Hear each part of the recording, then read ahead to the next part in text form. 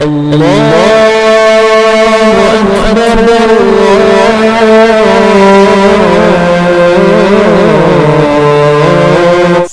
वही समभूति और असंभूति के लिए भी है। अगर उसका आप श्लोक देखेंगे,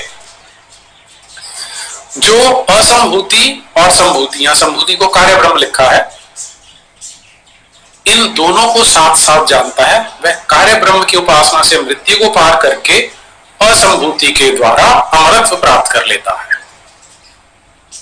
तो ये है वास्तविक श्लोक। अब इसका तात्पर्य क्या है? कहां पे फ्रॉड किया उसने, जाकिर नाइक ने? उसने शब्द यूज किया वर्शिप, और उसने ये प्रेजेंट करने की कोशिश की कि जो संभूति की वर्शिप करते हैं वो भी गलत है क्योंकि वो अंधकार में गिरते हैं, जो असंभूति की करते हैं वो भी गलत है क्योंकि वो उससे भी गहरे अंधकार में गिरते हैं, इसलिए दोनों की नहीं करनी चाहिए। लेकिन उसने कन्वीनियंटली जो चीज आपसे छिपा दी, हम लोगों से छिपा दी उसने, वो था ये वाला श्लोक जो उसी के आगे आ जाता है कि जो दोनों को जानता है वो अमरत्व को प्राप्त करता है, मृत्यु को तर जाता है। तो यदि इसे मैं जाकिर नाइक वाली भाषा में बोलूं तो ये श्लोक ये कह रहा था कि जो संभूति और असंभूति दोनों की वर्शिप करेगा वो अमरत्व को प्राप्त हो जाएगा। लेकिन क्योंकि हम अपने ग्रंथ नहीं पढ़ते हैं, इसलिए हम इन मक्कारों के जाल में फंस जाते हैं। मूर्ति पूजा करना सही है या गलत है, पाप है या पुण्य है? हिंदू धर्म में भगवान को मानने वाले लगभग सभी लोग मूर्ति की पूजा करते हैं। वहीं दूसरी तरफ कुछ लोग मूर्ति की पूजा में विश्वास नहीं रखते। उनको लगता है कि मूर्ति की पूजा करने वाले व्यक्ति मूर्ख होते हैं। तो क्या यह बात सत्य है? क्या सच में मूर्ति पूजा करने वाला व्यक्ति मूर्ख होता है?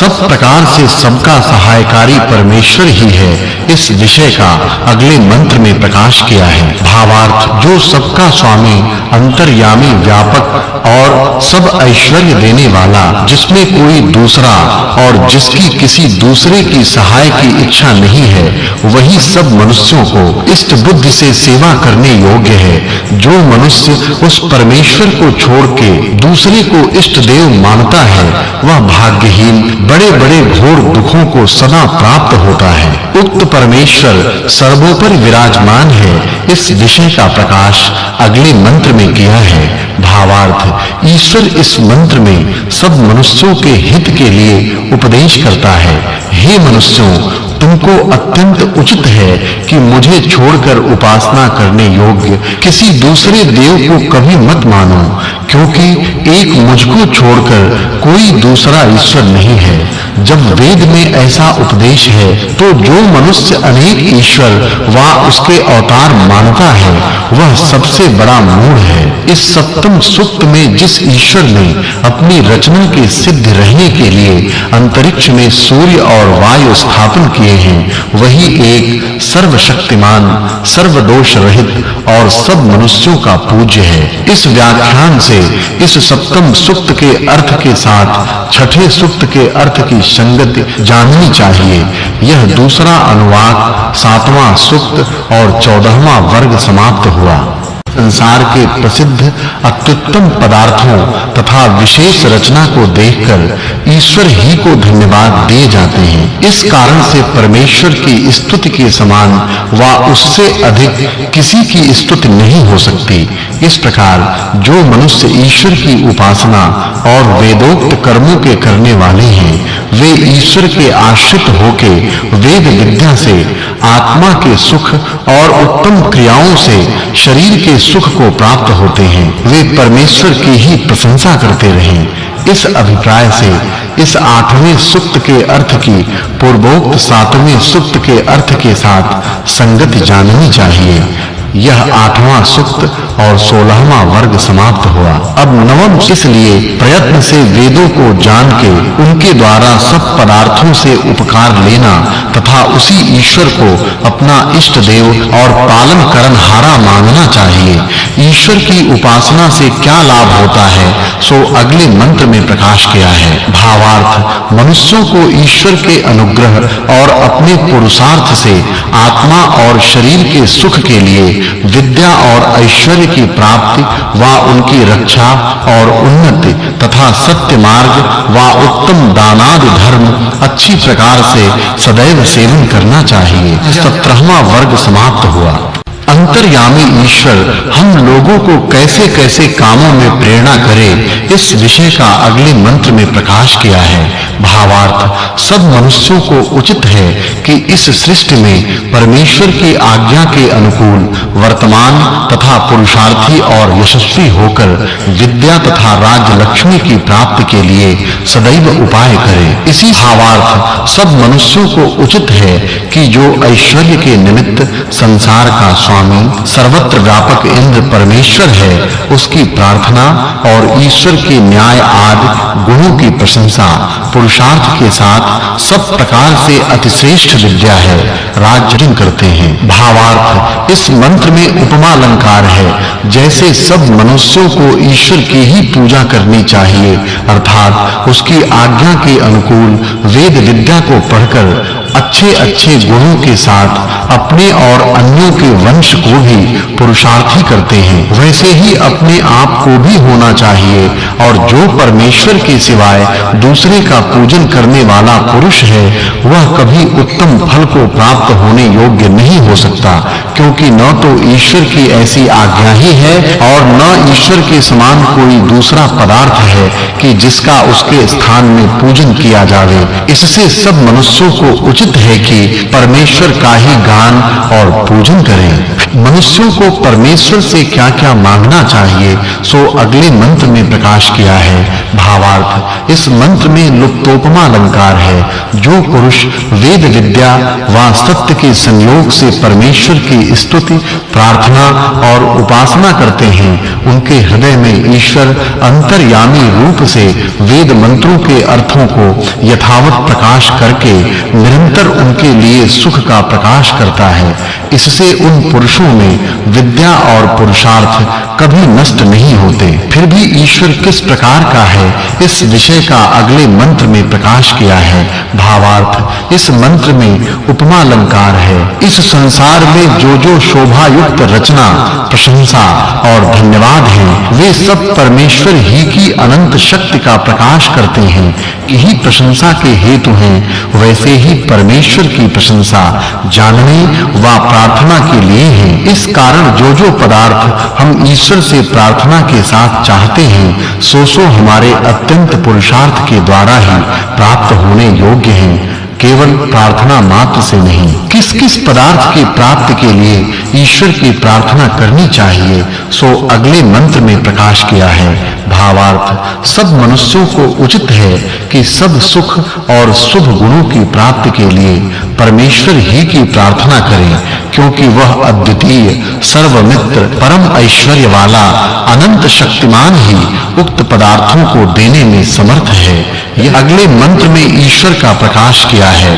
भावार्थ, जब कोई पूछे कि ईश्वर कितना बड़ा है, तो उसका उत्तर यह है कि जिसको सब आकाश आदि बड़े-बड़े पदार्थ भी घेरे में नहीं ला सकते, क्योंकि वह अनंत है। इससे सब मनुष्यों को उचित है कि उसी परमात्मा का सेवन उत्तम कर्म करने और श्रेष्ठ पदार्थों की प्राप्ति के लिए उसी की प्रार्थना करते रहें। जब जिसके गुण और कर्म की गणना कोई नहीं कर सकता, तो कोई उसके अंत पाने को समर्थ कैसे? जिसके गुण और कर्म की गणना कोई नहीं कर सकता, तो कोई उसके अंत पाने को समर्थ कैसे हो सकता है? सबका मित्र ईश्वर है, वही एक जानने व प्रार्थना करने योग्य है। फिर भी उक्त सब स्तुति ईश्वर ही के गुणों का कीर्तन करती है। इस विषय का अगले मंत्र में प्रकाश किया है।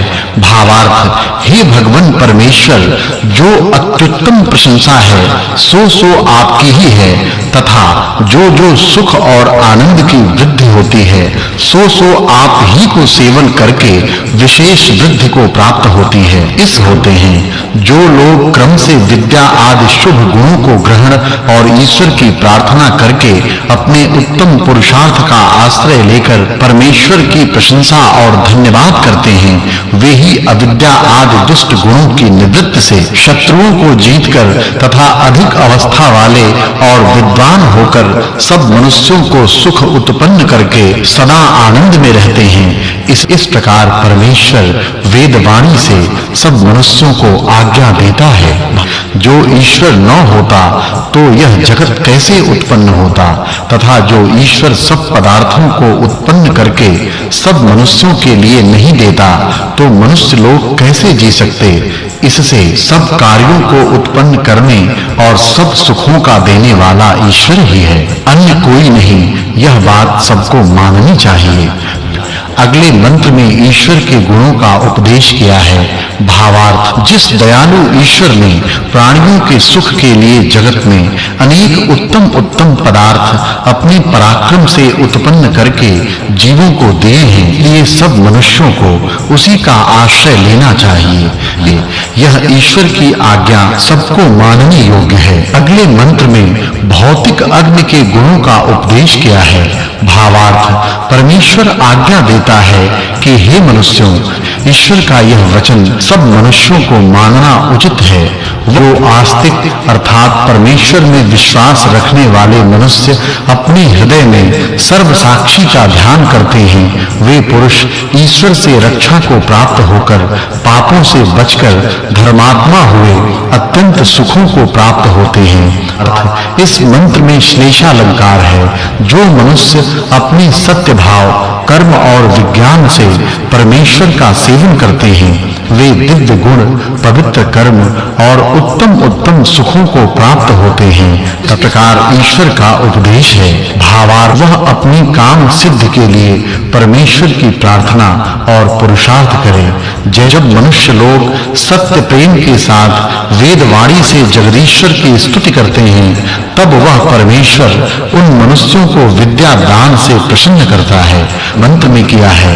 भावार्थ, इस मंत्र में श्लेषालंकार है। मनुष्य को अनंत सुख देने वाले ईश्वर ही की उपासना करनी चाहिए, तब क्योंकि ऐसी ही ईश्वर की आज्ञा सब मनुष्यों के लिए है। इस और ईश्वर की आज्ञा का सेवन, वेदों का पढ़ना पढ़ाना और वेदोक्त कर्मों का अनुष्ठान करते रहते हैं, वे ही सब प्रकार से आनंद भोगते हैं। अब ईश्वर का उपदेश किया है।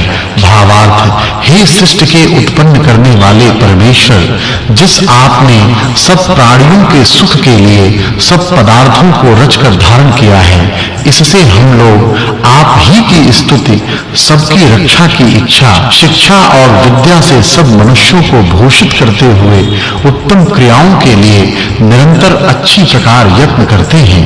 किया है। भावार्थ, जिस ईश्वर ने सब मनुष्य आदि प्राणियों के शरीर आदि पदार्थों को उत्पन्न करके धारण किया है, तथा जो यह सब कर्म, उपासना तथा ज्ञान कांड में अतिशय पूजने के योग्य है, वही इस जगत रूपी यज्ञ को सिद्ध करके हम लोगों को सुखयुक्त करता है। फिर ऋतु में ईश्वर का ध्यान करना चाहिए। इस विषय का उपदेश अगले मंत्र में किया है। भावार्थ, परमेश्वर तीन प्रकार के अर्थात स्थूल, सूक्ष्म और कारण रूप जगत से अलग होने के कारण चौथा है, जो कि सब मनुष्यों को सर्वव्यापी, सबका अंतर्यामी और आधार, नित्य पूजन करने योग्य, उसको छोड़कर ईश्वर बुद्धि करके किसी दूसरे पदार्थ की उपासना न करनी चाहिए, क्योंकि इससे भिन्न कोई कर्म के अनुसार जीवों को फल देने वाला नहीं है। फिर भावार्थ मनुष्यों को परमेश्वर प्रतिदिन उपासना करने योग्य है और उसकी ही आज्ञा के अनुकूल वर्तना चाहिए। किया है भावार्थ ईश्वर में यह सामर्थ्य सदैव रहता है कि पुरुषार्थी धर्मात्मा मनुष्यों का उनके कर्मों के अनुसार सब कामनाओं को पूर्ण करना तथा जो संसार में परम उत्तम पदार्थों का उत्पादन तथा धारण करके सब प्राणियों को सुखयुक्त करता है, इससे सब मनुष्यों को उसी परमेश्वर की नित्य उपासना करनी चाहिए।